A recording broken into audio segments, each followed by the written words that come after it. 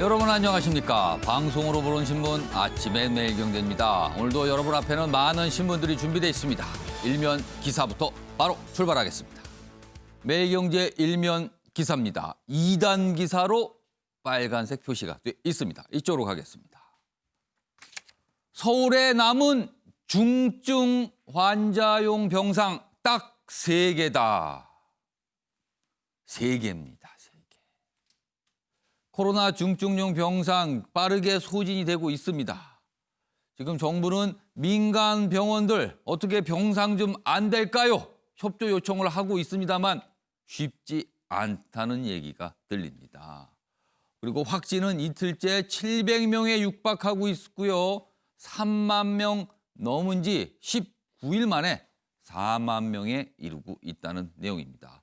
서울은 지금 중증 환자 병상 딱 3개, 수도권 모두 모아봐야 8개 정도밖에 없다고 합니다. 다음은 서울신문 보겠습니다. 역시 코로나19 관련된 내용이 지금 일면에 실려 있습니다. 거리 두기, 이제는 지친 건가? 아니면 백신 소식을 믿고 있는 건가? 이 얘기입니다. K방역 흔들리고 있다. 이렇게 제목으로 다루고 있어요. 9시 통금에도 신규 확진, 지금 700명에 육박을 하죠. 이런 상태에서 사회적 거리두기 제대로 지키고 있는 거 맞습니까? 라는 질문을 던지고 있습니다. 깜깜이 감염 급증에, 그러니까 감염 경로를 잘 모른다는 겁니다. 늘고 있어요, 지금요. 방역 효과 더딘 탓이다. 이렇게 좀 지적을 하고 있습니다. 백신이 나왔지만요, 우리가 백신 접종까지는 아직 시간이 걸립니다. 이 부분은 꼭 명심을 해야 될 것 같습니다. 이번엔 동아일보 보겠습니다. 거부권 없앤 공수처법 어제 국회 본회의를 통과했습니다. 이제 법이 바뀐 겁니다. 문재인 대통령 새 벽두 출범 기대한다는 입장을 냈습니다. 남은 절차 신속하게 진행하길 바란다 이런 당부도 남겼고요. 그리고요 어제 국회 상황입니다. 야당 반대해도 공수처장 임명 가능합니다. 이 공수처법 개정안의 핵심, 이번에 바뀐 법의 핵심은 바로 이 부분이다. 야당의 비토권이 사실상 무력화된 거죠. 여당 법 개정안 본회의 처리 강행했습니다. 자, 김종인 국민의힘 비대위원장, 이렇게 할 거면 차라리 계엄령 선포하라, 이렇게 강하게 비판했습니다. 마지막으로 한국일보 보겠습니다. 큰 제목이 이렇게 돼 있습니다. 윤석열만 빼면 다 손에 쥔 거여다. 지금 이쪽에 저쪽 끝에 보면 공수처법 얘기가 있죠. 공수처법 16분 만에 통과됐다. 어제 상황 전하고 있죠.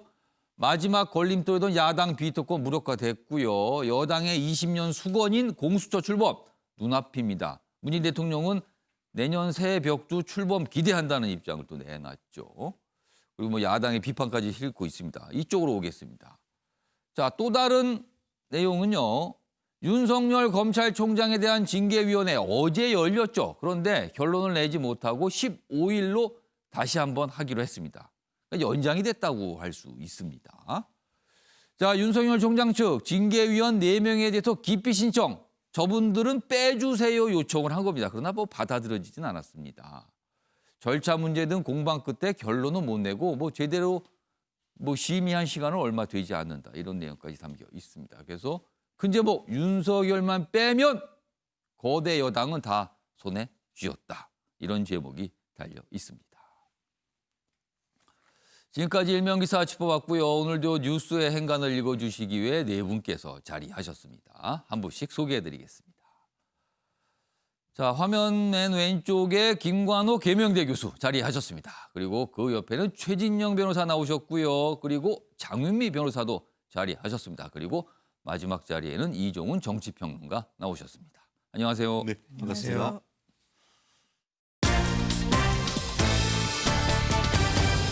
오늘 다룰 주요 이슈들을 4가지 키워드로 정리했습니다. 아침을 여는 키워드입니다. 오늘 주요 내용을 한눈에 볼 수 있습니다. 첫 번째 키워드는 숫자입니다. 그런데 뭔가 줄어들고 있네요.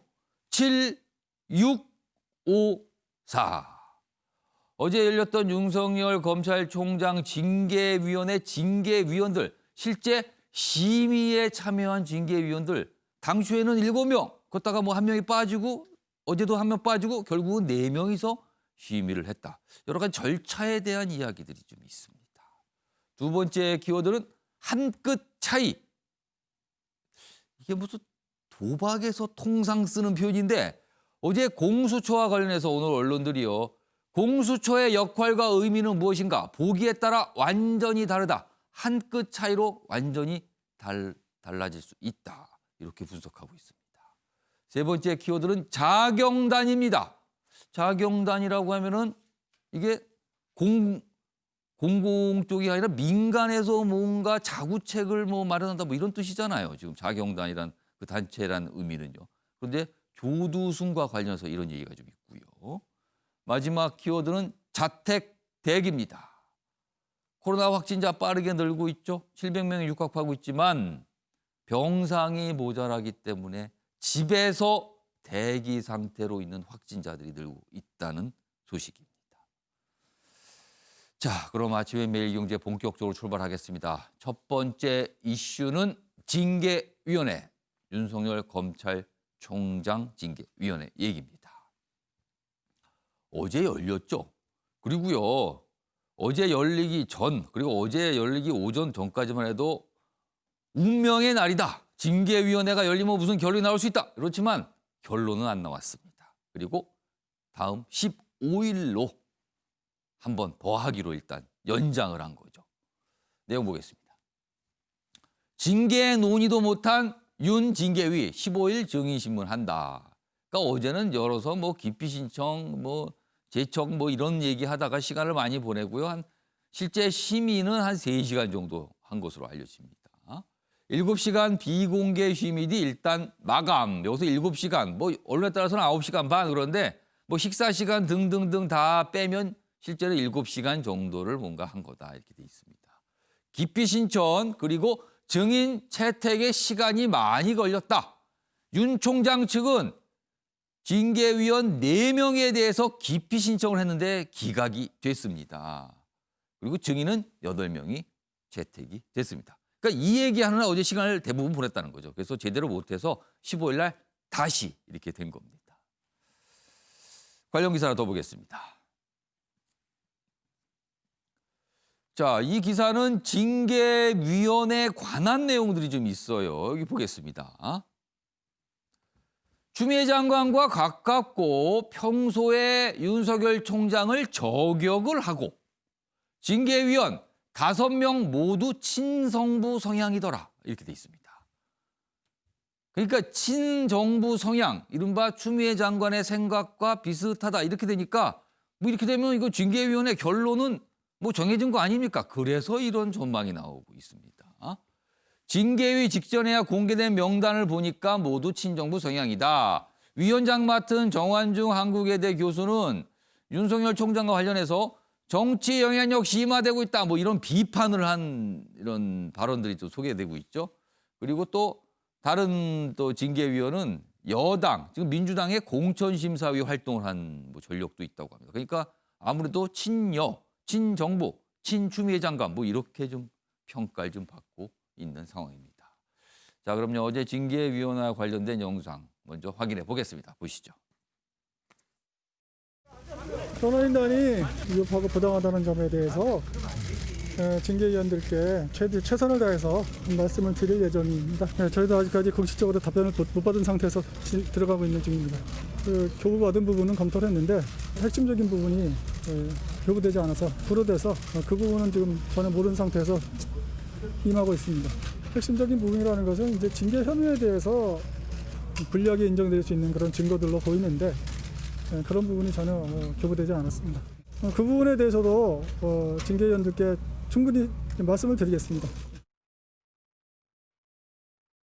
피청구인 절차를 잘 보장해가지고 방어권 지장이 없도록 이렇게 심의하고 또 국민들이 어려운 시기에 또 이런 일을 가지고 너무 오래 끌면 안 되니까 뭐 신속한 심리도 또 같이 추구하도록 하겠습니다. 자, 어제 뭐 이제 시작되기 전 끝나고 나온 상황 여러 가지 뭐 양측의 얘기입니다. 들어봤습니다. 자, 그럼 이 얘기 좀 해보겠습니다. 먼저 이종훈 평론가. 자, 오늘 신문 기사 중에서 일부에서 징계위원들 이거 뭐 친정부 성향 아니냐 보니까 친정부 성향이다 이런 평가가 있는데 어떻게 보셨어요? 그렇게 볼 수밖에 없죠. 그러니까 제가 보기엔 거의 초핀셋 그 징계를 지금 하고 있다. 핀셋도 아니고 초핀셋이에요. 예. 그러니까 통상적으로 그러니까 이 각 기관에서 뭐 징계위를 연다거나 이랬을 경우에는 온정주의가 오히려 많이 발동을 하죠. 그래서 대상자들을 오히려 더 많이 좀 이렇게 좀 유리하게 이렇게 결정을 내려서 늘 그 제 식구 감싸기다 이런 논란이 있었던 거 아마 기억하실 겁니다. 예. 뭐 심지어 국회 같은 경우에도 뭐 윤리특위 너무 이렇게 온정주의로 흐른다. 너무 그 의원들끼리 서로 제 식구 감싸게 한다. 뭐 이런 논란이 이제 있어 왔는데 통상적으로 그 징계위가 그런 식의 논란에 휩싸인 적은 있지만 이번처럼 아주 의도적으로 대상자에게 굉장히 불리하게 예. 이런 식으로 징계위를 전개하는 거는 저는 사실은 처음 봅니다. 예, 그러니까 이건 뭐 초핀셋 징계다라고 이 얘기를 안 할 수가 없는 의도도 분명해 보이고 예. 결론도 좀 뻔히 보이는 예, 그런 그 상황이 의도는 뭡니까? 뭘로 보고 계신 거예요? 그러니까 뭐 초핀셋이라고 제가 말씀드렸습니다만 윤석열 검찰총장을 제거하기 위한 그 목적이 딱 읽히잖아요. 지금 네, 그런 상황이다 이렇게 생각합니다. 자, 김광학 교수님. 네. 그러니까 이제 아까 이제 한국일보 기사인데 이제 친정부 성향으로 보인다. 자, 그 친정부 성향이 연결되는 게 이른바 이제 중립성 문제인 거죠. 그거에 대한 질문이 좀 있습니다. 중립적인 모습인가에 대한 질문이 있는데 어떻게 보세요?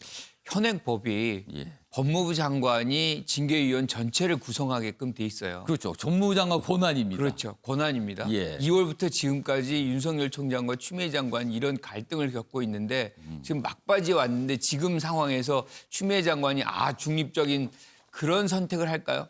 어떤 형태로든 마무리를 짓는 작업에 들어갔기 때문에 예. 본인의 어떤 선택과 같은 선택을 할 만큼의 어떤 사람들을 모으지 않았을까? 그건 뭐 지극히 당연한 것이고 이런 어떤 관행이 아니라 법입니다. 예. 법은 사실상 뭐 이 법무부에만 있는 것이 아니라 예. 법관 징계위원회 똑같아요. 대법원장이 4명의 징계위원을 스스로 구성하고 다른 부처들도 마찬가지입니다. 그러니까 예. 여기서 형평성을 얘기하려면 예. 법 자체를 고쳐야 돼요. 그러니까 모든 법을 고쳐서 그렇게 이제 다른 어떤 곳에서 예. 뭔가 이제 충원이 될 수 있는 그런 조치들을 하지 않는다면 당연히 징계를 지금 요청하고 있는 법무부 장관은 자기와 뜻을 같이 하는 사람들로 구성하는 것은 지극히 당연한 것이다. 이렇게 보는 거죠. 사실 이 상황이 그러니까 법무부 징계위원회라는 게 처음에 꾸렸을 때는 이런 상황을 생각하지는 못했을 거예요.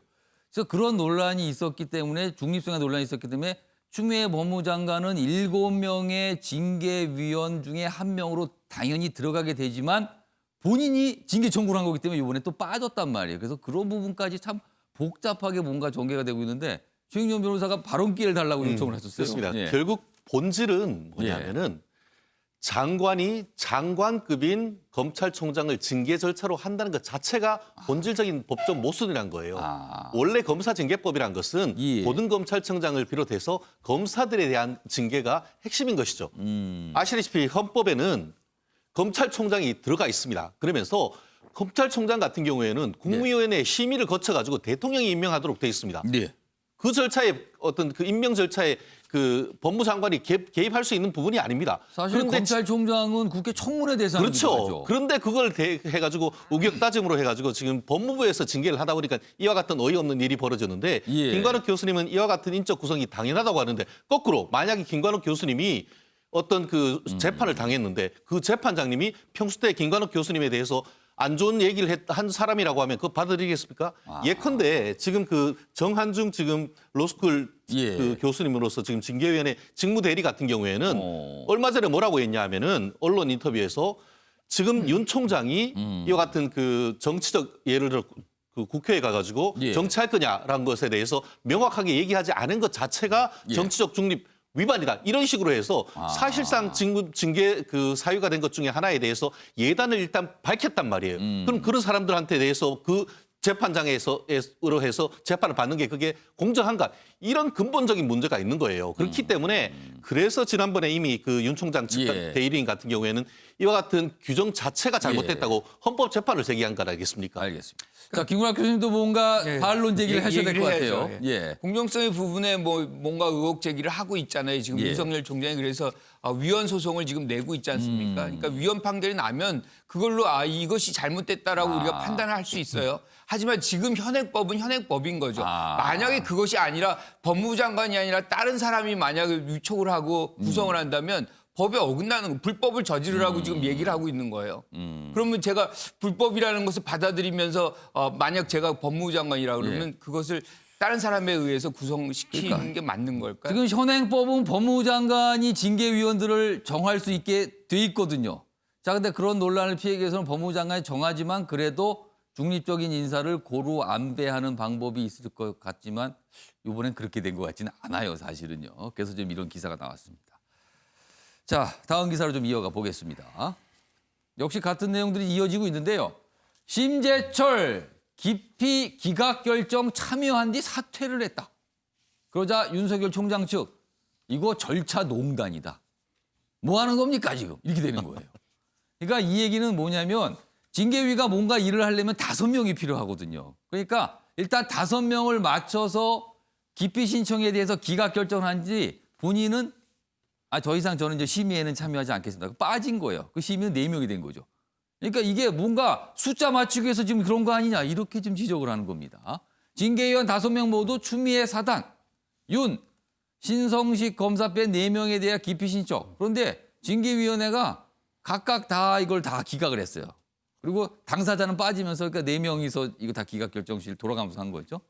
그리고 또 밤늦게까지 공정성 놓고 공방을 벌였다. 방금 패널 분들도 공방이 좀 있었죠. 이 부분에 대해서 역시 이 징계위원회 뭐 관련 그리고 그 양측에서도 이런 공방 논란이 있었다고 합니다. 다음 화면을 좀 알아보겠습니다. 아까 이 키워드에서 숫자를 말씀드렸죠. 7654 그 부분인데요. 이렇게 됩니다. 여기 보시면 7명입니다. 원래 징계위원회 구성은요. 그런데 한 명씩 빠지게 돼요. 왜 그런가 하면 추미애 법무부 장관은 본인이 직접 징계 청구를 했으니까 이게 당사자 성향이 좀 있는 거거든요. 그러니까 빠졌어요. 참석 불가입니다. 그럼 6명이 남죠. 그런데 저 맨 끝으로 가겠습니다. 민간 징계위원인데 이분은 불참입니다. 난 참석 안 하겠습니다. 여기 법무부의 징계위 출석 요청을 거절했습니다. 그럼 빠졌죠? 5명이 됐습니다. 자, 5명이 됐는데요. 여기 보시면 참석이 4시 돼 있고 여기죠. 여기 있습니다. 심재철 법무부 검찰국장. 참석했다가 회의 도중 스스로 회피를 했어요. 그러니까 5명 그 숫자를 그러니까 징계위원회가 열릴 수 있는 그 정족수를 맞추고 본인은 심의에는 참여하지 않겠다. 다만 기피 기각 결정에는 참여를 한 겁니다. 이렇게 됐어요. 그래서 결국에는 4명만 남게 된 겁니다. 자, 그럼요. 이와 관련된 영상도 하나 준비되어 있습니다. 확인해 보겠습니다. 회피 시기를 조정함으로써 기피 신청 의결에 대한 의사정족이나 의결정족수의 규정, 제한 규정을 전탈한 것으로 보인다라는 의견을 진술했습니다. 특별히 거기에 대해서 저희한테 특별한 말씀은 안 하시고 중간중간 진행되는 상황을 알고 계시고요. 기본적으로 총장님은 저희 변호인들한테 어떻든 최선을 다해달라고 하시는 당부가 기본 입장이십니다. 자, 원래 윤석열 검찰 중에서 4명에 대한 기피 신청을 했어요. 근데 그게 다 모두 기각이 좀 됐습니다. 장유희 변호사. 기피 신청은 원래 통상 어느 정도 뭐랄까요? 확률일까요? 받아주는 확률이 좀 얼마나 되는 겁니까? 거의 받아들여주는 경우가 없습니다. 왜냐하면 징계를 받는 사람이 본인의 징계를 결정할 사람을 선택해서 징계를 받는 것이 아닙니다. 물론 본인은 공정을 기대하기 어렵다고 생각을 하겠지만 그리고 예. 검사 징계법에도 공정을 기대하기 어려운 경우에 기피 신청을 활용할 수 있도록 법적인 근거는 마련해두고 있지만 사실 징계를 받는 입장에서는 공정을 기대하기 어렵다고 하고 이렇게 정치적인 국면으로 흘러가는 양상 속에서는 더 그런 주장을 펼 수밖에 없을 겁니다. 그렇다면 이런 기피 신청 자체가 기각된 거에 대해서 반대 논거를 들이대는 것은 온당하겠지만 예. 그 자체를 이유로 계속해서 이 절차를 지연시키고자 한다라고 이제 이해된다면 좀 안 될 것 같고 또 하나는 이제 심재철 국장이 기피 신청에는 본인이 의결에 참여했다가 예. 나중에 심의에는 참여하지 않는 것이 사실상 꼼수 아니냐라는 비판을 하고 있는데 예. 대법원의 일관된 태도가 있습니다. 행정소송으로 이제 공무원이나 어떤 징계 대상자가 다른 이 위원들을 상대로 이 기피 신청을 여러 건을 진행했을 때 그러면 본인과 관련된 기피 신청이 아니라 다른 위원의 예. 기피와 관련된 의결에는 기피 신청의 대상자가 된 다른 위원도 이 경우에는 심재철 국장 같은 경우에도 참여를 할 수 있다. 왜냐하면 이게 개별 사안이고 예. 절차에 관한 것이기 때문입니다. 아. 그렇기 때문에 지금 변호인 측에서 뭐 참 잠탈했다라고 주장하는 것은 조금 법리적으로는 온당하지 않은 부분이 있는 것 같습니다. 최인영 변호사, 윤석열 검찰청에서 이렇게 기피 신청을 하고 어떤 절차에 대해서 계속 이제 문제 제기를 하고 있잖아요. 향후에 징계위에 나서 나올 어떤 결정에 대한 불복을 예고한 것이다. 이렇게 보면 좀 너무 억측인가요? 맞습니다. 사실 두 가지 의미가 있는 것이죠. 기피 신청했다는 것은 뭐냐면은 예. 법적으로 기피 신청은 그 불공정한 재판을 할 우려가 있다라고 있는 합리적 근거를 댈 경우에는 제적 기피가 됩니다. 그런데 지금 장 변호사님 말씀하신 것처럼 법원 재판에서 제적 기피되는 케이스는 사실 거의 드뭅니다. 그렇지만 우리가 그 이와 같은 것은 우리가 영미법에 있어서 이른바 배심원 제도를 비슷한 것인데요. 배심원 제도에서 어떤 형사 피고인 같은 경우에는 묻지도 따지지도 않고 사실 배제할 수 있는 그런 제도도 있는 것이고 합리적 이유가 있다고 하면 충분히 배제할 수 있는 것이 예. 그게 바로 이와 같은 법적 제도인데 지금 그 윤석열 총장 측에서 얘기하는 것이 근거가 없는 것이 아니고 아까 얘기한 것처럼 추미애 장관은 본인이 쉽게 말하면 검사같이 기소를 했던 분이기 때문에 당연히 제적 기피가 돼야 되는 것이고 정한중 지금 외대 지금 교수님 같은 경우에도 예단할 수 있는 얘기를 이미 했기 때문에 재판의 공정성을 그 받아들이기 어렵다는 그런 이유가 있고 더불어서 심재철 국장 같은 경우에는 이른바 1인 5역 얘기했다는 얘기도 있어요. 뭐냐면은 내부적으로 이걸 조사를 해서 이걸 다시 지금 이와 같은 징계 절차에 붙였고 또 어제 같은 경우는 뭐였죠? 이 그 정한중 대책위원장이 예. 어떻게 했냐면 증인으로까지 채택했어요. 증인이 됐습니다. 쉽게 말하면 판사했던 사람이 갑자기 그 재판에서 증인으로 나온다는 이게 말이 되냐고요. 결국 이 부분에 있어서 유사한 징계 사건에 있어서 대법원 판결에 따르면은 이런 어떤 제적 기피 대상이 예. 재판에 하면은 그 자체로서 취소될 수 있기 때문에 향후에 어떤 결정이 나건 또 다른 어떤 논란에 그 휩싸일 가능성이 있다고 봅니다. 그러니까 이 징계잖아요. 징계. 사실 징계 자체는 누군가 어떤 문제를 일으켰으니까 그거에 대해서 뭔가 책임을 짓게 해주겠다. 이걸 지금 논의하는 자리인데 윤석열 검찰 쪽에서는 한마디로 그겁니다. 거기 계신 분들 저 싫어하잖아요. 근데 왜 저를 판단하려고 해서 이걸 문제 삼는 거고요. 다른 분들은 아니 그렇다면 그거를 다 누구를 거기 앉아서 판단을 하란 말입니까? 그리고 결정권하는 법무장관이 있는 건데 이렇게 좀 맞서고 있는 상황인 겁니다. 지금. 복잡하죠 지금. 상규 변호사. 네. 두 가지 내용이 좀 궁금했는데 그렇다면 15일에 다시 이제 이 징계위원회가 열리잖아요. 그때 심의가 이럴 텐데 네. 그때는 4명이서만 하게 되는 겁니까? 그렇게 될 겁니다. 그리고 이 4명과 관련해서 사실 과반수 찬석의 과반수 의결로는 이제 징계를 결론을 낼 수 있기 때문에 예. 이 부분에 대해서 그때 그럼 과반수 2명이 되는 겁니까 그럼? 그럴 것 같습니다. 그렇다면 이 해임과 관련해 그러니까 해임을 사실상 목적으로 해서 이 수순을 밟고 있는 거 아니냐라고 이제 야권에서는 공격을 예. 하고 있는데 사실상 해임까지 나올지 저는 정치적인 발언을 했다는 이유에서 위원 자격이 박탈돼야 된다고 생각하지 않습니다. 그렇다면 지금의 이 갈등 국면에서 의견을 가진 사람이 함구하고 있었으면 위원 자격이 있고 함구하지 않고 본인의 입장을 냈으면 의원 자격이 없다는 것인지 반문하고 싶고 그리고 아마 법률 전문가로서의 그 양심에 맡겨서 이 예. 적정선에 예. 이 결론이 나오지 않을까 기대하고 있습니다. 다만 이 정직 뭐 한 6개월 정도가 예. 나오더라도 임기가 지금 얼마 남지가 않아서 그렇습니다. 사실상의 해임 정도의 중징계로 귀결이 될 텐데 예. 아마 좀 중징계로는 결론이 나지 않을까 이렇게 전망하고 있습니다. 15일에는 결론이 나올 걸로 보이십니까? 사실 채택된 증인이 8명이나 되고 이게 증인 출석의 의무가 없어서 실질적으로 증인 신문까지 이뤄질지는 미지수이지만 예. 아마 최소한의 가닥 정도는 이 15일에는 나오지 않을까 이렇게 생각됩니다. 자, 지금 뭐 어떤 절차 문제를 얘기했는데 사실 이 징계위원회에서 징계심사 대상에 오른 건 윤석열 검찰총장입니다. 관련 기사가 있습니다. 조국 수사로 여권과 대립, 박정부 징계 7년 만에 또 징계위. 앞서 전 정부 박근혜 정부 당시에도 또 징계위원회에 올라갔었는데 이번에 또 올라갔다는 거죠. 7년 만에. 그러니까 전 정부에서도 지금 정부에서도 징계위 대상자가 됐다는 겁니다. 윤 검찰개혁 이끌 적임자란 찬사를 받으며 취임을 했는데 지금 18개월이 지났죠. 추 6건 수사 지휘권 발동 이어 직무 배제, 양측 갈등에 윤 중징계 나와도 불복할 듯 이렇게 됐습니다. 7년 전에도 법무부 징계위원회, 또 징계위원회. 그 사이 정부가 바뀌었는데도 계속 이렇다는 거죠. 이 얘기 좀 해보겠습니다. 먼저 김구락 교수님. 네. 참 어떻게 봐야 될까요, 이게? 뭐 징계를 이제 2번 받는 것도 굉장히 이례적이죠. 예. 그런데 지금 우리가 2013년하고 지금의 상황을 좀 비교해 볼 필요가 있어요. 그 당시도 징계위원회 구성이 법무부 장관으로 독단적으로 이제 다 구성이 됐어요. 그때도 지금하고 똑같은 예. 형태였겠죠. 기피 신청했습니다. 받아들여주지 않았어요. 그리고 징계위원도 공개해달라는데 공개해주지 않았어요. 예. 지금 똑같습니다. 그 당시에는 혐의가 뭐였냐면, 그러니까 사유가 뭐였냐면 예. 지시를 따르지 않았다. 그런데 윤석열 총장은 그게 부당하기 때문에 따르지 않았다. 정직 1개월 받았습니다. 예.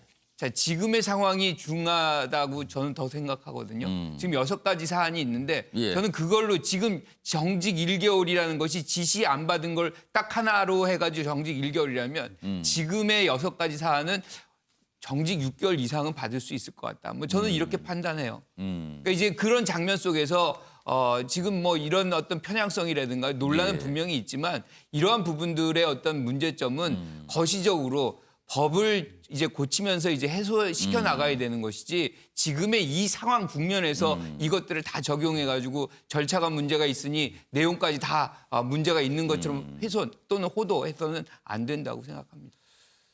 이종훈 평론가. 이른바 보수 정부 때 그리고 또 정부가 바뀌어 지금은 진보 정부로 통하는데 두 정부 완전 성향이 다른 정부잖아요. 근데 거기서 똑같이 윤석열 총장은 징계위에 올라갔습니다. 이 상황은 뭡니까? 글쎄요. 저는 개인적으로 하나도 바뀐 게 없다. 바뀐 게 없다. 그렇죠. 조금 전에 누가, 이제 윤석열 뭐 총장이 바뀐 게 없다는 거예요? 아니 정부의 모습이 바뀐 게 없다는 그러니까 거예요? 정권이 윤석열 총장을 대하는 태도에서 변함이 없다. 자, 그 얘기는 뭐냐면 조금 전에 이제 뭐 김 교수님께서 박근혜 정부 때도 그랬고 뭐 똑같이 진행됐다 그러는데 문재인 정부에서는 좀 달라야 하는 거 아닌가요? 그러니까 징계위 뭐 구성 뭐 할 수도 있어요. 그러니까 뭐 법무부 장관 주도로 그러니까 박근혜 정부처럼 할 수도 있지만 사실은 이제 그게 적폐 정권이라는 거 아닙니까, 그죠? 적폐 청산한 상태에서 이 정부에서는 징계위원회를 어떻게 구성하는 게 합리적일까요? 최대한 객관적으로 가능한 중립적인 인사를 포함시켜서 진행을 하는 게 합리적이지 않나요? 게다가 지금 검사징계법, 그러니까 민주당이 야당 때부터 계속 요구해 와가지고 이미 개정을 했어요. 그죠?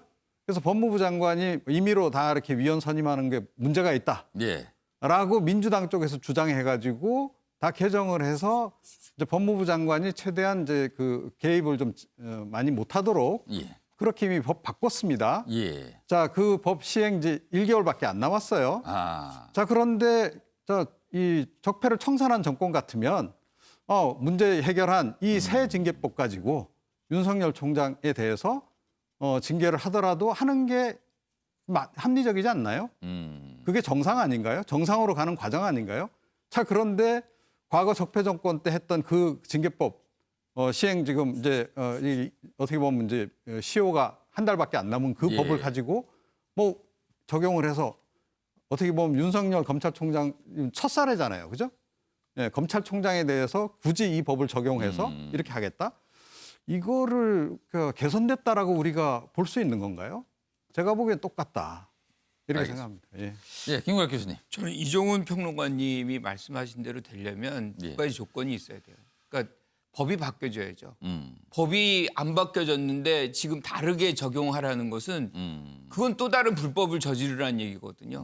그러니까 법을 바꾸고서 이렇게 뭐 공정성을 얘기하고 예. 또 다른 어떤 예. 방향성을 얘기해야 되는 것이고 또 한 가지는 윤석열 총장도 바뀌어야 된다. 아. 그러니까 지금 박근혜 정부에서 어떤 부당한 지시 때문에 본인이 뭐 1개월 정직을 받았다 그러면 지금 얘기하는 뭐 의혹 사찰 문건이라든가 뭐 예. 사찰 의혹 문건이라든가 이런 거는 충분히 의혹을 가질 수 있잖아요. 이런 걸 왜 만듭니까?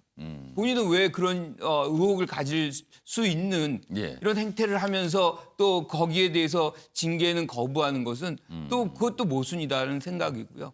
이제 지금 6가지 사안들이 있어요. 다 예. 사안별로 정적 중립 문제도 그렇고 의혹을 가질 수 있는 부분이 충분히 있습니다. 그래서 그런 부분을 본인이 징계를 받았다고 한다면 사실은 조심하고 하지 않아 경계했어야 되는 부분이 저는 그 부분에서 윤석열 총장이 뭐 어느 정도 책임이 있다 이렇게 생각을 합니다. 최윤정 변호사가 아마도 뭐 또 반론을 하실 준비를 하시는데 30초 드릴게요. 예. 근데 징계를 의혹으로 합니까?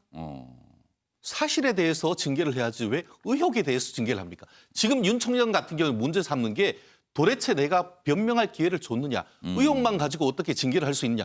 김관옥 교수님 같은 경우에 의혹만 가지고 제기합니까? 그걸 가지고 지금 문제를 삼지 않습니까? 알겠습니다. 아니 김학규 잠깐 교수께서 제가 짧게 드릴게요. 예. 아니 그러니까 지금 심의를 시작하고 있잖아요. 징계위원회에서 어제는 못한 겁니다. 그래서 15일 날 다시 시간을 갖고서 하나하나 이제 심의를 해 나가는 거죠. 지금이 시작인 건데 의혹만 갖고 징계하는 게 아니잖아요.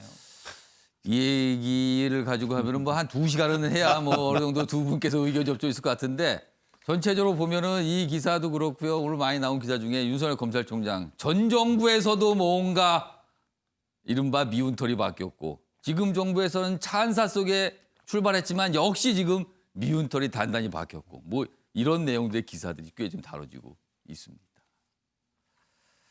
누구 잘못일까요? 여러 가지 생각을 하게 하는 상황입니다, 지금.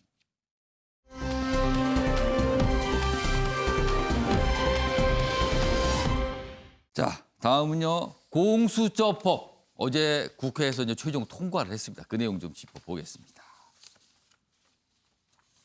2가지 기사를 준비했습니다. 여당의 시각, 야당의 시각 각각 담고 있습니다. 공수처법 통과에 민주당 환호, 그리고 기념 촬영. 추미애 장관은 웃음을 띄었다 이렇게 돼 있습니다. 반면 야당은 뭐 독재는 독재로 망하다 뭐 이게 격양 대목도 나왔고요. 그리고 뭐 표결에 불참한 여당 의원도 좀 있었습니다. 이렇게 주목을 좀 받았죠. 그리고 어제는 이제 국정원법을 놓고 필리버스터에 돌입을 했다. 이 필리버스터 계속 진행 중입니다. 다음 기사 보겠습니다. 자, 국민의힘 내에서 나온 건데 말폭탄이라고 이제 설명이 되어 있습니다. 말폭탄을 쏟아냈다. 문 차라리 계엄하라. 국민 개돼지로 보냐. 아, 말폭탄이군요. 진짜 말폭탄. 야당 강하게 반발했어요. 공수처법 위헌 소송 제기 뭐 이런 얘기 나오고요. 안철수 국민의당 대표 문 정권 독재 선을 넘었다. 그리고 또 여야 의원들까지 또 이 거친 소리들 주고받는 모습이 좀 있었습니다. 자, 그럼요. 이와 관련해서 어제 국회 모습 확인해 보겠습니다. 천벌받을 독재 정당 하늘도 분노한다. 고위공직자 범죄수사처 설치 및 운영에 관한 법률 일부 개정 법률안 대안에 대하여 투표해 주시기 바랍니다.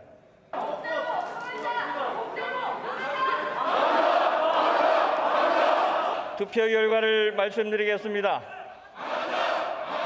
채석 287인 중 찬성 187인, 반대 99인, 기권 1인으로서 고위공직자 범죄수사처 설치 및 운영에 관한 법률 일부 개정 법률안 대안은 가결되었음을 선포합니다.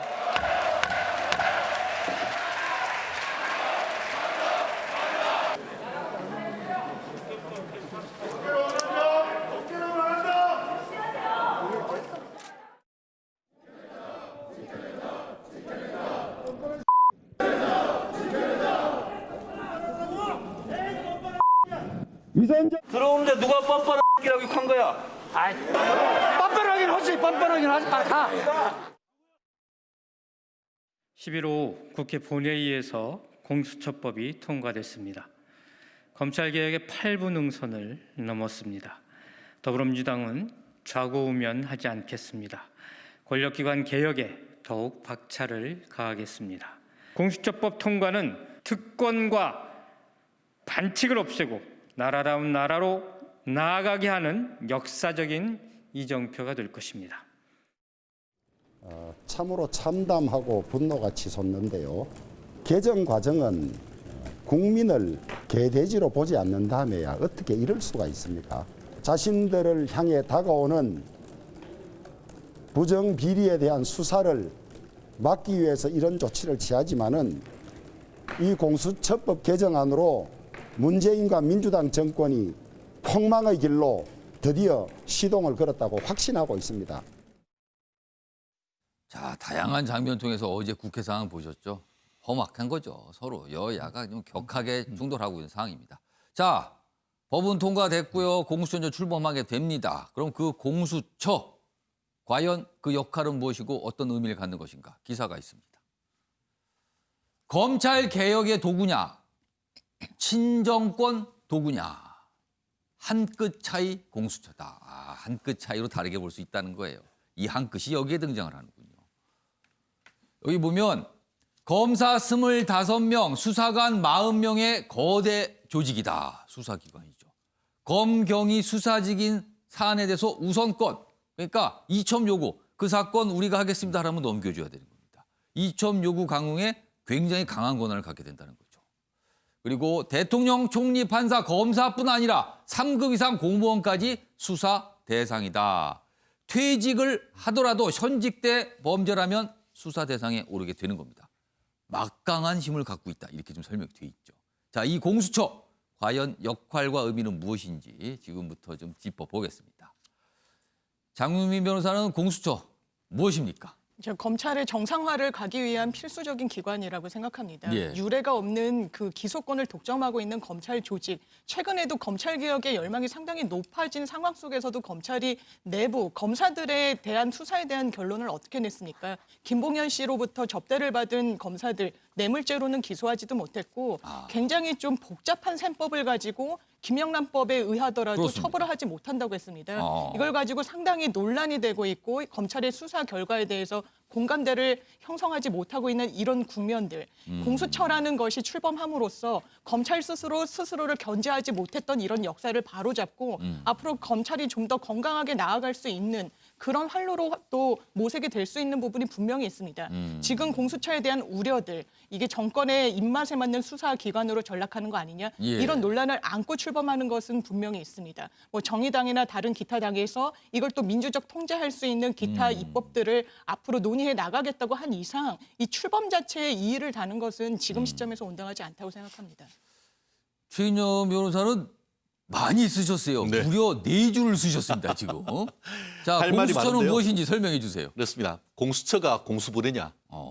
처리를 하는데 그렇게 중요하다고 하면서 무슨 공수부대 작전하듯 처리를 하느냐? 예. 이 부분이 있지 않습니까? 그래서 지금 야당 같은 경우에는 그 절차에 대해서 그 어떻게 보면 민주당의 폭거다라고 얘기를 하고 있고 거기에 이제 국회 그 중앙회관에서 근조를 올리고 있는 그것이 예. 바로 그것이고요. 예. 더불어서 지금 여기 검찰 개혁 도구냐 아니면 친정권 도구냐 했는데 예. 만약에 이게 예를 들어서 공수처 수사 1호가 예를 들어서 여당 내지 여권의 핵심을 겨누고 있다라고 한다고 하면은 그건 검찰 개혁 도구가 될 겁니다. 왜냐하면 그게 검찰의 중립성을 얘기하는 것이기 때문에. 예. 그렇지만 지금 뭐라고 나오죠? 여당에서는 공수처 수사 1호는 윤석열이다라고 대놓고 얘기하지 않습니까? 그것은 결국 친정권 도구가 아니냐.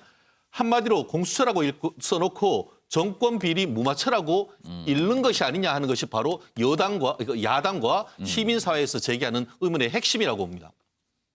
공수처라는 걸 안 쓰고요. 두 분 답만 보시면 다른 기관, 다른 조직을 말하는구나 이렇게 볼 수도 있을 것 같습니다. 이 내용을 전혀 모르시는 어떤 분이 딱 봤을 때 이 기관과 이 기관은 다른 거네 이렇게 말씀하실 것 같습니다. 지금 방금 최인영 변호사가 이 설명 끝에서 좀 언급하셨는데 과연 공수처 수사 대상 첫 번째 누가 될까 이런 기사도 있습니다. 오늘. 공수처 1호 수사 윤석열 견우나. 윤석열 총장의 판사 문건, 그러니까 판사 사찰 의혹이죠. 이게 수사 대상에 또 올라가는 거 아니냐. 그리고 또 울산 선거 뭐 원전 관련된 것도 있죠. 이런 내용들. 이런 것도 또 가는 거 아니냐. 이런 거는 강제 이첩을 받아서 뭐 별다른 진척이 없을 수도 있다. 뭐 이런 거. 아까 최인영 변호사가 무슨 무마처 뭐 이런 거에 이 맥락인 것 같습니다. 지금. 자, 이 얘기 좀 해보겠습니다. 장영희 변호사. 네. 공수처 1호 수사 윤석열 총장일 가능성, 이 가능성이 있습니까? 저는 여권에서 언급하는 게 운을 떼는 게 아니라 이제 윤석열 총장에 대한 어떤 반감을 그냥 드러내는 어떤 수단으로 정치적 반감. 수사로 이야기하고 있는 그런 거에 불과하다고 생각을 합니다. 실제로 공수처 수사 1호가 윤석열 총장이 된다면 이게 표적 수사다, 정치적 수사다라는 논란에서 정치권에서 네. 엄청난 논란이지 않겠어요? 어떻게 자유로울 수 있겠습니까? 예. 다만 지금 윤석열 총장도 수사 대상이고 이 부인에 대해서도 뭔가 이 의혹에 대한 검찰이 수사를 진행 중인 부분이 있는데 예. 이 수사 결과에 국민들이 납득을 할 수 없다면 그렇다면 또 어떤 국면으로 흘러갈지는 좀 지켜봐야 될 것 같습니다. 아무튼 이 기사가 며칠 전부터 1호가 누군가 참 이게 참 여러 가지 생각을 하게 만드는 기사입니다. 사실은요, 이 부분이. 그리고 만약에 이런 모습이 진짜 나타난다면 이거는 엄청난 논란이 될 수도 있을 것 같기도 합니다. 자, 이런 가운데 어제 공수처법 국회 본회의장에서 다들 표결을 했죠. 그런데 여당 의원 한 분께서는 그 자리에는 있었어요. 그러나 뭔가 이렇게 단추를 누르지 않았습니다. 뭐 기권도 아니고 표결한 것도 아니고 뭐 재석신 그 표시도 안 해서 그냥 참석을 했으나 표결하지 않은 상태가 된 거죠. 뭐 이걸 뭐라고 표현할까요? 뭐 기권은 아니고요. 뭐 내용 좀 보겠습니다. 여당 조응천 표결 불참입니다. 그렇습니다. 본회의장에 있었지만 표결에 대해서 어떤 움직임을 하지 않은 거죠. 그리고 정의당 장의원은 기권. 왜냐하면 정의당은 어제 전체적으로 당 차원에서는 그 공수처 필요하다는 쪽으로 이 목소리 좀 냈거든요. 그런데 기권을 한 거죠. 자, 검사 출신 조. 내가 이렇게 표결 불참한 거 뭐 징계라도 감수하겠습니다. 책임지겠습니다. 묻는다면 뭐 이렇게 입장 냈고요. 그러자 여당 게시판 제명하라. 제명하라 비판. 그러니까 징계하라는 거죠. 이런 비난이 쇄도했다는 거. 그리고 장혜영 의원은 기권의 이유를 이 개정안 민주주의의 원칙을 훼손한 거다. 이거 절차에 문제가 있습니다. 민주주의 절차 이거 따른 거 맞습니까? 라는 얘기를 했습니다. 자, 그럼요. 조응천 의원의 이야기 좀 들어보겠습니다. 가게야지. 의원님 안 하신 이유가 뭐예요? 안 하신 이유가 뭐예요? 아니 뭐 그동안의 입장에 부합되는 거죠 그게. 불참이 아니고, 기권한 거지. 그러니까 사실상의 찬성 의사를 그러니까 뭐 제가 다 감당을 해야 되는 거죠. 뭐. 혹시 이종훈 평론가. 이거 지금 이 여당 민주당 이 당원 게시판이죠. 뭐 제명하라 엄청난 비난인 거예요. 뭐 이럴 경우에 이제 막 문자 이른바 이제 문자 폭탄도 막 가고 그러는데 민주당에서 또 어떤 징계 절차 이런 거 밟을 가능성이 있을까요? 뭐 그럴 수도 있겠죠. 그런데 저는 이게 좀 정상이냐 이런 생각을 좀 하게 돼요. 그러니까 왜 조응천 의원밖에 없느냐. 아, 왜 한 명밖에 없는가 이게 정상이 아니라고 그 보시는 문제를 거예요? 제기하고 싶어요. 그러니까 이번에 이제 공수처법 관련해서 공수처의 뭐 합당성 그 여부를 떠나서 이번에 그 통과시킨 공수처법 개정안은 굉장히 문제가 많다. 이렇게 좀 생각을 해요. 그러니까 어떤 당이든 집권 여당이 되면 뭐 공수처는 그야말로 자기 수하에 놓고 그냥 제멋대로 할 수 있는 그야말로 정권 비리 관련한 수사를 다 뭉갤 수 있는 그런 그 지금 조건을 만드는 거거든요. 지금 당장 민주당 입장에서는 급하니까 지금 이렇게 하는 것 같은데 나중에 야당이 되고 나면 똑같이 본인들이 지금 이제 당할 수도 있는 그런 그 지금 상황을 만들어낸 거다 스스로 손으로. 저는 그 부분이 좀 납득이 안 가는 거예요. 그러니까 사실 따지고 보면 그러니까 이번에 국민의힘 쪽에서 또 지금 성토는 하지만 내심 이거 뭐 그대로 통과시키더라도 관계없다라는 생각했을 겁니다. 왜? 자기네들이 나중에 집권한 다음에 그러니까 지금 문재인 정권에서 있었던 여러 가지 권력형 비리 자기네들 손으로 이렇게 다 처리할 수 있다라고 생각하기 때문에 그런 겁니다. 자기네들도 그때 가서 폭주하면 된다. 이 생각을 하는 거죠. 그러니까 이 여야 불문하고 지금 그런 속셈들이 지금 작용을 했는데 결과적으로 그 피해는 누가 보게 돼 있느냐? 국민들이 볼 가능성이 굉장히 높은 거죠. 그러니까 원래 공수처를 만들려고 했던 취지가 뭔가요? 그러니까 권력형 비리가 실제 그 정권 하에서는 잘 이루어지지 않기 때문에 그래서 검찰이 정책 중립이 자꾸 좀 훼손이 되면서 어떻게 보면 살아있는 권력에 대해서는 수사를 못하기 때문에 만들려고 하는 게 공수처였어요. 그러면 공수처는 수사 대상 1호가 뭐가 돼야 되냐면 살아있는 권력에 대한 수사가 1호가 대상이 되는 게 이게 맞는 거예요. 예. 자, 그런데 지금 상황은 그렇게 과연 가느냐. 오히려 지금 뭐 엉뚱한 방향으로 지금 이야기가 흘러나오고 있는 그런 그 상황이다. 자, 그래서 저는 이거 좀 국민적인 관점에서 이 문제는 절대로 그냥 넘어가서는 안 될 문제가 아닌가 이렇게 생각합니다. 그러 교수님. 그러니까 조응천 의원은 뭐 별다른 이유는 설명하지 않았어요. 그래서 뭐 내가 하는 행동에서 책임지겠다. 당에서 책임을 묻는다면 감내하겠다. 이런 입장. 그리고 장혜영 의원은 이건 절차, 민주주의 절차에 좀 문제가 있습니다. 이러면서 기권했습니다. 저는 뭐 조응천 의원의 어떤 행태는 저는 이해가 가요. 그러니까 뭐 검찰 출신으로서 준거 집단이라는 검찰이라는 집단의 어떤 권한을 약화시키는 결정적인 조직이 사실 공수처잖아요. 거기에 동의를 안 할 수 있는 거죠. 그런데 이제 그 부분에 관해서 뭐 기권 뭐 찬성 반대 뭐 이런 거 표시를 안 했어요. 뭐 이런 거 갖고서 당에서 뭔가 불이익을 준다는 것도 저는 적절치 않다고 보고요. 또 문제다 그렇게 된다면. 그러니까 그냥 놔두면 되는 겁니다. 거기 뭐 이상하다고 생각하지 않고 오히려 이제 장혜영 의원 같은 경우에 뭐라고 얘기를 하면서 기권했냐면 민주주의 원칙을 훼손한다. 민주주의 원칙이 어떻게 훼손이 됐나요? 7명 중에 6명이었던 거를 7명 중에 5명으로 낮춰 절대 다수입니다. 이것이 민주주의 과반수만 넘어도 민주주의가 선택이 결정이 되는 것인데 예. 무엇을 민주주의 기준으로 보고 있는지 그래서 무엇이 훼손이 됐는지 그리고 아까 뭐 이종금 지금 이 평론가님 말씀하셨지만 예.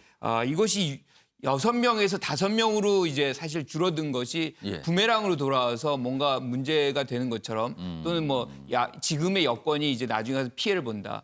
그러면 지금 여기서 야권 2명, 여권 2명 이렇게 사실은 후보를 추천하거든요.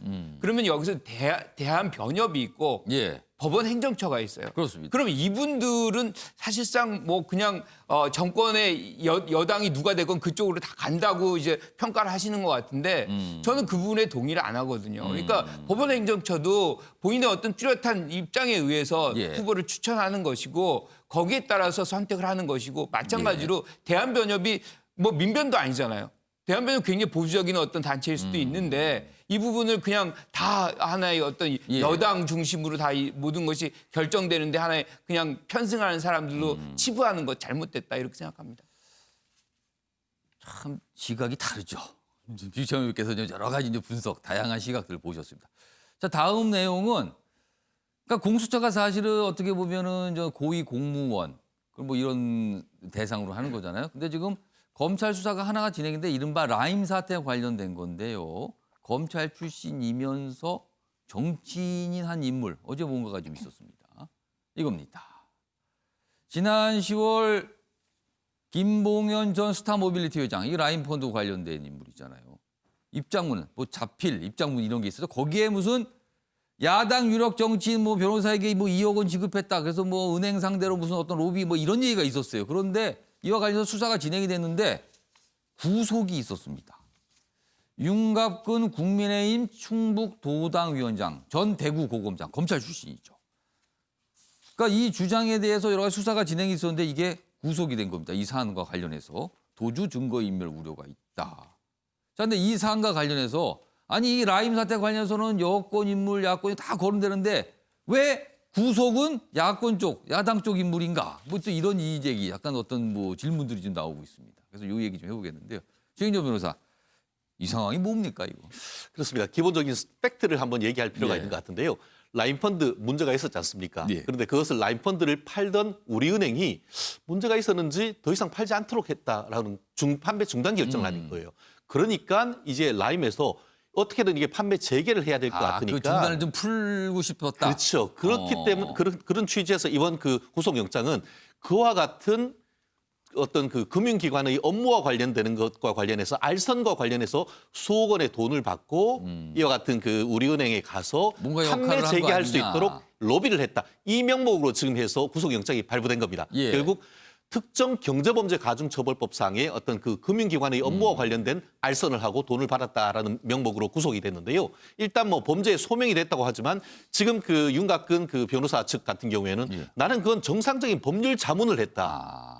한마디로 정상적인 자문료를 받은 것이다. 그렇죠. 결국 그 지금 그 검찰 같은 경우에는 정치인으로서 금융기관에 알선을 했다라고 보는 반면에 예. 나는 변호사로서 정당한 어떤 법률적인 대리 업무를 했다라고 해서 아마 지금 유무죄를 앞으로 치열하게 다툴 가능성이 있는데요. 예. 어쨌든 간에 법원으로서는 그 특경가법상의 알선 수재에 대해서 일단 혐의를 인정했다는 점에서 그 야당으로서는 상당히 뼈아픈 그런 부분입니다. 다만 그럼에도 불구하고 이 살아있는 실세 측에 대해서는 한마디로 구속영장 청구하는 게 제로인 반면에 지금 야당 정치인에 대해서 그것도 법조인에 대해서 구속영장을 청구하는 것이 형평에 맞느냐 이런 지금 비판이 있는데요. 검찰이 향후 이 부분에 대해서 정말 여야 가리지 않고 제대로 수사를 해야 된다고 보는 것이 저는 저 개인적인 시각입니다. 그 이게 어제 밤에 이제 영장 청구했다는 내용이고 오늘 새벽에 이런 내용이 또 알려졌습니다.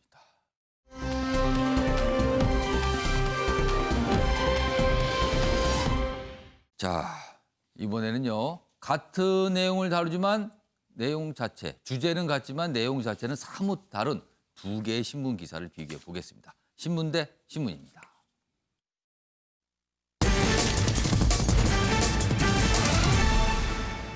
오늘 신문 대 신문, 이른바 범야권연대, 야권연대 이렇게 할 수 있습니다. 표현에 따라서는 반문연대라는 표현도 있는데요.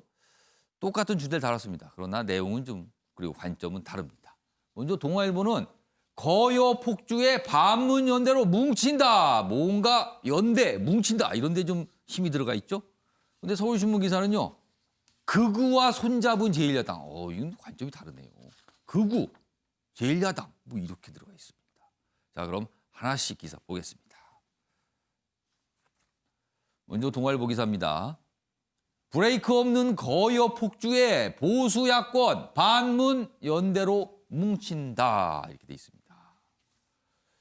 야당과 보수단체 비상시국연대 출범했다. 여기 보면 주호영, 안철수, 이재호 등 7인 대표. 여기 보면 국민의힘, 국민의당 그리고 이재호 과거 친이계 이렇게 알려져 있죠. 폭정 종식 문정권 조기 퇴진 시킬 것이다. 주 원내대표 대통령 호칭 생략한 채 헌정파괴다고 좀 강하게 얘기를 했어요. 그런데 막상 김종인 국민의힘 비대위원장 당 역할은 따로 있다. 뭔가 거리를 두는 듯한 이야기를 했습니다. 다음 기사 보겠습니다. 서울신문 기사는 좀 결이 달라 보입니다. 국민의힘 문정권 조기 퇴진 이렇게 외치고 있는데 극우와 손을 잡았다. 극우. 거리 뒀던 보수 사회단체와 비상시국연대를 꾸렸다. 그러면서 강도 높은 비판을 내놨다. 앞서 본 동아일보 기사가 좀 결이 달라 보입니다. 자, 그럼 이와 관련된 영상부터 확인해 보겠습니다. 이러다가 정말 나라가 망하는 것 아니냐는 절박감을 느끼고 있습니다. 현실 인식과 처방에 대해서는 각각 다 생각이 다를 수 있지만은 문재인 정권을 조기에 퇴진하고 폭정을 종식시켜야 한다는 데는 다른 생각을 가지시는 분이 없는 걸로 알고 있습니다. 저희 국민의힘이 해야 할 일들을 잘 찾아서 최선을 다하도록 하겠습니다. 가장 심각하게 민주주의가 훼손되고 대한민국 민주화의 의미가 퇴색된 날, 4년 전 대통령 탄핵 때보다 더 불행한 날로 기록될 것입니다. 이번 여당의 폭거는 현 정권은 민주주의를 부정하는 독재 정권이라는 공식 선언입니다. 이제 이 무도한 정권이 선을 넘은 이상 야권은 스스로의 혁신을 바탕으로 독재 정권에 대한 불복종과 강력한 투쟁을 할 수밖에 없습니다. 그 총대 저 안철수가 매겠습니다. 우리들 내부가 통합되지 못한 것, 우리들 내부가 독재 정권에 맞서는 단일 대우를 형성하지 못한 것에 대해서는 우리들 내부가 더 반성할 점이 있다.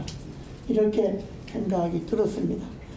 우리들의 각자의 주의 주장이나 생각은 또 차이점은 접어두고 일단 이 문재인 폭정을 종식시키는 이 일에는 우리 모두가 하나가 되는 것이 좋겠다. 자, 영상도 확인해 봤고요. 앞서서는 두 개의 신문 기사, 같은 주제지만 내용이 좀 다른 두 개의 신문 기사도 비교해서 봤습니다.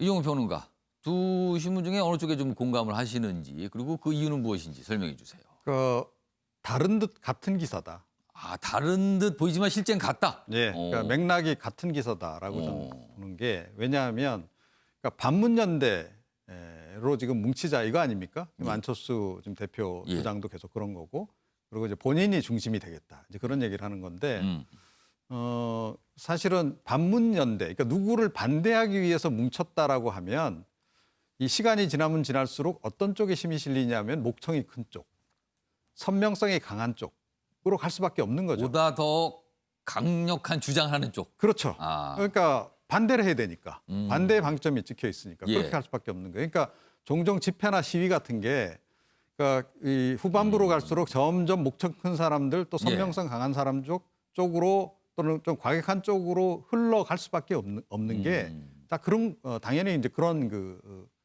이제 일종의 흐름이 생길 수밖에 없는 그런 환경적인 것들이 작용을 한다는 거죠. 자 그래서 반문연대를 선언하고 반문연대로 방향성을 잡는 순간 범야권이 전체적으로 예. 이건 당연히 극우 쪽의 목청이 커질 수밖에 없는 거고 극우 쪽의 주장에 쏠려갈 수밖에 없는 환경으로 가는 거예요. 그러니까 그런 점을 굉장히 경계를 해야 되는데 예. 제가 보기에는 김종인 위원장 제외하고는 지금 또다시 또 흔들리고 있는 게 아닌가.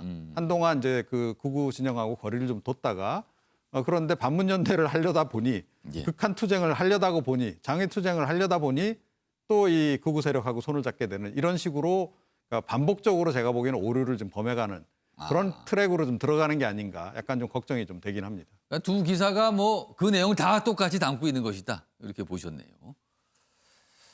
김관옥 교수님께서는 어떻게 읽으셨습니까? 국민의힘당의 입장에서 봐서는 예. 극우에 편승하는 길을 선택했다라고 보는 거예요. 최근에 국민의힘당의 행보를 보면 예. 굉장히 중도 지향적이었거든요.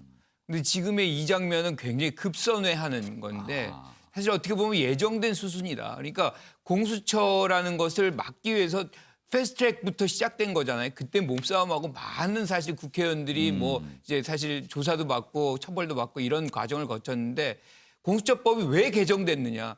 그때 그냥 뭐 대한변협이라든가 행정처에서 추천한 인사 찬성했으면 지금 이미 출범됩니다.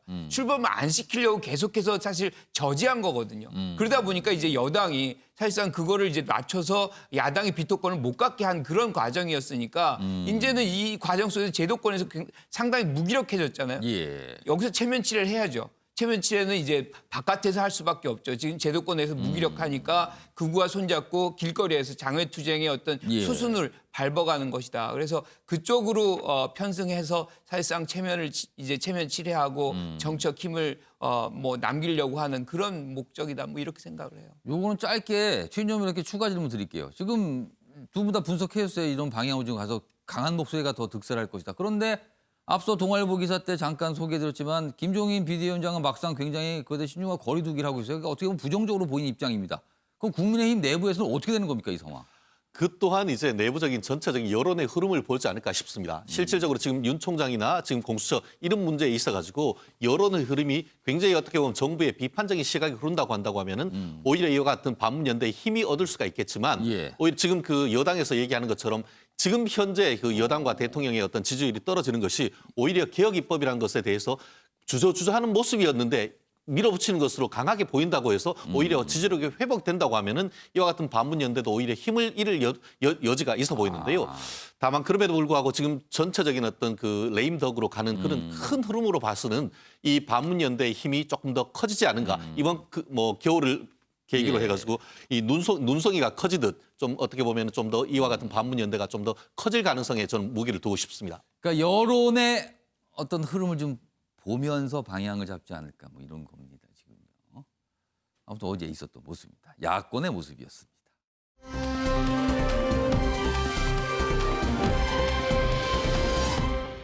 자, 이번에는 조두순과 관련된 이야기 좀 해보겠습니다. 두 가지 기사가 준비되어 있어요. 조두순 내일 출소. 무술 청원 경찰 12명 24시간 순찰한다. 그러니까 주민들이 참 뭔가 불안하고 그리고 그러니까 쉽게 말하면은 나라에다 정부에다 묻는 거죠. 뭡니까? 왜 하필 여기입니까? 뭐 이런 거예요, 질문은요. 여기 집 주변에 초소 2곳 설치. 그리고 사실은 이 조두순 그 가족들이 그 안산 내에서 다른 곳으로 또 이사를 했대요. 그러니까 다른 도시로 간 건 아니고 그 안에서 내부에서. 그래서 다시 또 뭐 추가 설치하고 뭐 이런 얘기가 있습니다. 주민들 이사 가야 하나 뭐 이런 얘기도 있고요. 전문가 보호 관찰 인력 늘려야 한다 뭐 이런 얘기도 있습니다. 이게 이제 주민들과 이제 어떤 정부의 움직임이죠. 다음 기사 있습니다. 조두순 향해 거세지는 분노. 법 테두리밭 자경단이 활개다.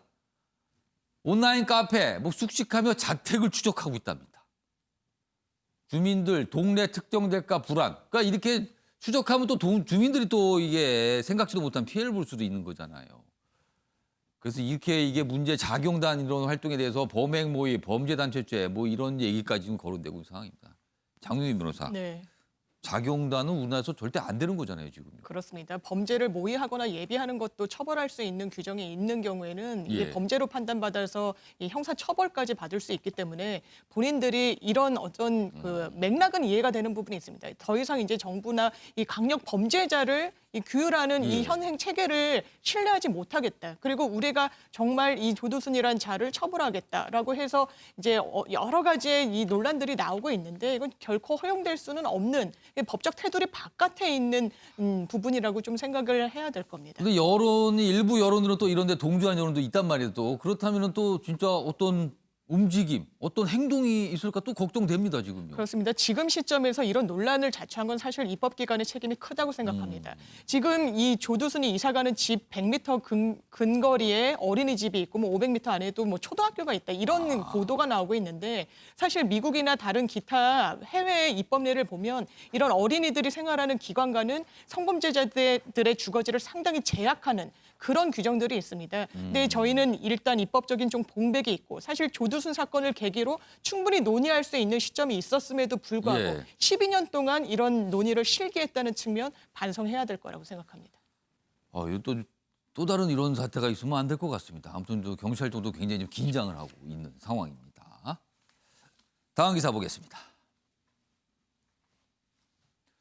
주차장 벽으로 쾅! 테슬라 사망 미스터이다. 테슬라 이거 전기차잖아요. 굉장히 전 세계에서 각광을 받는 전기차인데 사고가 났습니다. 굉장히 고가의 테슬라 모델인데 사고가 났어요. 여기 보시면요. 서울의 한 아파트 주차장 70m 진입 후에 속도 내며 벽을 들이받았습니다. 차주는 숨졌고 이게 대리기사 운전을 했거든요. 차주는 숨지고 그리고 사망자가 뭐 어떤 로펌의 변호사라고 알려지고 있고요. 그리고 이제 운전한 사람은 이제 중상을 입게 된 거죠. 충돌 직후 화염 그리고 1시간을 타올랐다. 전기차 배터리 충격을 받아 불난 듯 아직은 뭐 조사 중입니다. 그리고 이게 사고가 나면서 차가 외부에 손잡이가 없어요. 그래서 조수석문 여는데 굉장히 지금 힘이 들었다고 합니다. 여기서 지금 시간을 좀 지체했다 뭐 이런 얘기까지 좀 있습니다. 다음 기사 하나 더 보겠습니다. 근데 여기에 또 윤석열 검찰총장 지인이라고 또 알려져 있습니다. 윤 총장 숨진 차주와 40년 지기. 그래서 징계 열린 날 빈소에서 빈소를 찾아 소주잔을 기울였다. 뭐 이런 얘기도 실려 있습니다. 최인정 변호사. 네. 이 사고 이게 어떻게 된 겁니까? 저는 개인적으로 지금 돌아가신 분이 제 사법연수원 은사신 교수님이십니다. 그래서 참 잘 알고 계시겠군요. 예, 저희 동기들 사이에 굉장히 추모하는 분위기가 있었는데요. 예. 지금 윤석열 검찰총장과 동기라고 하듯이 뭐 서울에 있는 그 한 고등학교에 3륜 법조인이 있었는데 그중에 아주 탁월하신 분이었습니다. 사실 부장판사 출신이었습니다만 누구보다 어떻게 보면 소탈하신 그런 분이어서 사법연수원에 계실 때도 여러 가지 일화가 있고 이 보면은 그 실제로 지금 로펌에 가서도 상당히 어떤 성과를 내셨던 분이라는데 이렇게 돌아가는 것이 안타까운데요. 이 사고는 어떻게 된 겁니까? 그래서 테슬라 사망 미스테리가 핵심이 이게 과연 대리운전 기사의 과실로 일어난 것이냐 아니면은 차량 자체에 하자에 이른 것이냐. 뭐가 있는 것인가. 지금 이 부분이 지금 엇갈리고 있는데 어쨌든 그 경찰 같은 경우에는 사람이 돌아가셨으니까 이른바 업무상 과실치사 혐의로 해서 입건을 했다고 합니다. 그렇지만 그러니까 운전을 하신 분. 그렇죠. 예. 그런데 대리운전 기사는 갑자기 차를 통제할 수 없었다. 이런 취지로 얘기를 해서 과연 이것이 급발진이나 이런 다른 차량의 하자에 문제가 없는가라는 것이 있어서 지금 그 국과수에 이 사건을 보내서 원인을 밝힌다고 하는데 말씀하신 것처럼 이 차 자체가 이 테슬라에서도 굉장히 고가 모델로 한 1억 2천만 원 가까이 되는 겁니다. 그리고 말씀하신 것처럼 지금 이 사건에 대해서는 뒤에 트렁크가 닫혀 있는 것인데 예. 결국 그 앞문을 못 열어서 뒤 트렁크를 문을 열고 한 20여 번에 걸쳐서 안에 계신 분을 이렇게 그 외부로 그 냈고 결국은 안타까운 사망이 있다고 하는데 결국 디자인을 좋게 만들면서 사실 저거 차를 저도 타봤습니다만 문을 처음에 못 열어요. 그러니까 안전성과 디자인 사이에서 어떤 것을 우선을 해야 되는지 그런 문제도 던진 것이어서 전 세계적으로 이 문제는 아마 케이스가 될 가능성이 높아 보입니다. 하필 또 돌아가신 분이 이제 로펌에 계신 분이고 해서 여러 가지 뭐가 좀 다툼이 있을 것 같기도 합니다. 지금 이 상황에 대해서요. 자, 다음은 코로나 얘기 뭐 짧게 좀 소개해 드리겠습니다. 첫 번째 기사 보시죠. 확진 후 자택 대기 500여 명입니다. 확산세 안 꺾이면 의료 붕괴 현실로 갈 수도 있다. 이 병상 부족입니다. 지금 병상 부족. 다음 기사입니다. 그러자 이런 지적도 나와요. 백신 선구매, 병상 확충 계속 문제 제기했는데도 기회 놓친 거 아닙니까? 전문가들이 지금 지적하고 있습니다. 그동안 이 코로나 확산돼 심상치 않습니다는 권고 계속했죠. 그리고 병상 빨리 마련해야 됩니다 했는데 정부가 뭔가를 놓친 거 아니냐. 뭔가 머뭇거리다 확산세 못 잡고 병상 부족은 지적이 있었는데 확충을 못한 거 아니냐. 전문가들이 좀 이렇게 지적을 하고 있습니다. 자, 아침에 매일 경제 많은 주제 다뤄봤습니다. 오늘은 여기서 마무리하겠습니다. 시청해 주신 여러분 고맙습니다.